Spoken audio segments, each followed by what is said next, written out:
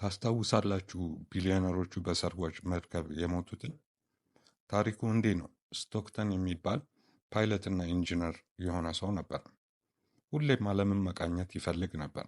በ2024 ላይ የግል ሰርጓጅ እየተከራየ የባህርን ወለል መቃኘት ጀመረ። ከዛም ሪሰርች በሚያደርግበት ወቅት ስለ ሰርጓጅ መርከቦቹ የግል ሰርጓጅ መርከብ ትንሽ መሆናቸውን ይገነዘባል። አንድ ቀን እንደ ድንገት አንድ ሐሳብ ይመጣለታል። ለምን ራሴ ሰርጓጅ መርከብ አልሰራም ብሎ አሰበ። ሰዎች ከዛ የኔ መርከብ ይከራያሉ ብሎ አሰበ። 2009 ላይ የራሱን የመጀመሪያ ኦሽን ጌት የሚል ድርጅት ከፈተ።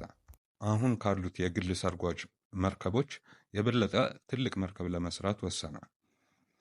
ከዛም መርከቡን ሰራ፣ ታይታንን ብሎ ሰየመው። ይህ መርከብ አንድ ላንድ ክሩዘር ያክላል። ይህንን መርከብ ለመጀመሪያ ጊዜ ለመሞከር ወደ ጥልቅ ባህር ብቻውን ይዞት ገባ። እንደ ወሰደውም ይሳካለትና አለምንም ችግር ተመልሶ ይወጣል። ከዛም ዴቪድ የሚባል ካምፓኒያቸው ውስጥ የሚሰራ ሰራተኛ ነበረ። መርከቡን በሚፈትሽበት ጊዜ ብዙ እንከኖችን ያገኛል።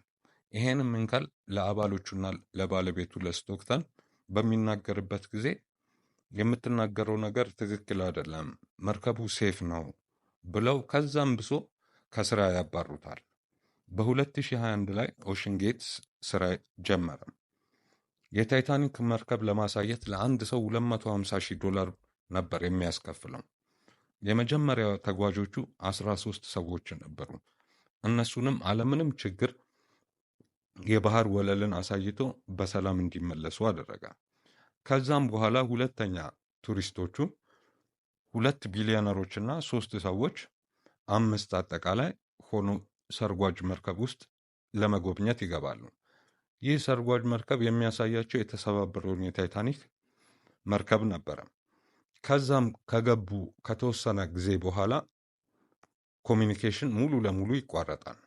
ኮሚኒኬሽኑ እንደተቋረጠ ድንገት ሳያስቡት ፓወራቸውንም ያጣሉ። ሉዝ እንዳደረገ ብዙም ሳይቆይ በ60 ሰከንድ ውስጥ ሰርጓጅ መርከቡ ወደ ባህር ወለሉ አንዠግዥጎ ስብርብሩ ይወጣል። እሱን ጨምሮ 5 ቱሪስቶቹ አንድ ላይ ህይወታቸው ያልፋል።